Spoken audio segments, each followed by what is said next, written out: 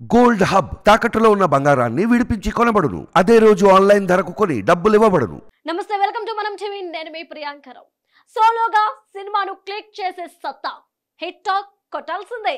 ఆ lovely face screen పై కనిపిస్తే చాలు, ఇక వేసే స్టెప్లు అంటారా, యూత్ టు ఓల్డ్ లైక్ కొట్టాల్సిందే. అభిమానులు ఫిదా అవ్వాల్సిందే. ఆయన ఎవరు కాదు, తెలుగు చిత్రసీమలో ప్రత్యేక స్థానం అందుకున్న మెగాస్టార్ చిరంజీవి. తాజాగా ఆయనకు అరుదైన గౌరవం లభించింది.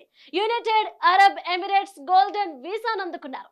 వివిధ రంగాల్లో విశేష కృషి చేసిన వారికి యుఏఈ ప్రభుత్వం గోల్డెన్ వీసాను అందిస్తుంది. దీన్ని అందుకున్న సినీ ప్రముఖుల లిస్టులో మెగాస్టార్ చేరారు. అగ్ర నటుడు చిరంజీవి అసలు పేరు కొణిదెల శివశంకర వరప్రసాద్.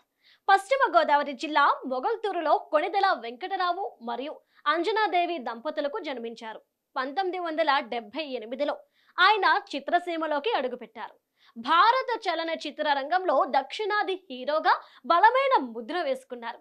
ఉమ్మడి ఏపీలో అత్యున్నత చలనచిత్ర పురస్కారంతో పాటు రఘుపతి వెంకయ్య అవార్డు, 3 నంది అవార్డులు, లైఫ్ టైమ్ అచీవ్మెంట్ తో పాటు 9 సౌత్ ఫిల్మ్ఫేర్ అవార్డులను అందుకున్నారు.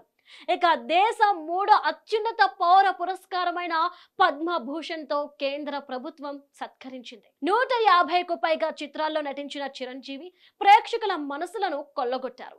అభిలాష, స్వయం కృషి, ఖైదీ, అడవి దొంగ, కొండవీటి రాజా, రుద్రవీణ, జగదేక వీరుడు, అతిలోక సుందరి, ఘరానా మగుడు, స్టాలిన్ తో పాటు మరెన్నో చిత్రాలు హిట్ టాక్ ను అందుకున్నాయి.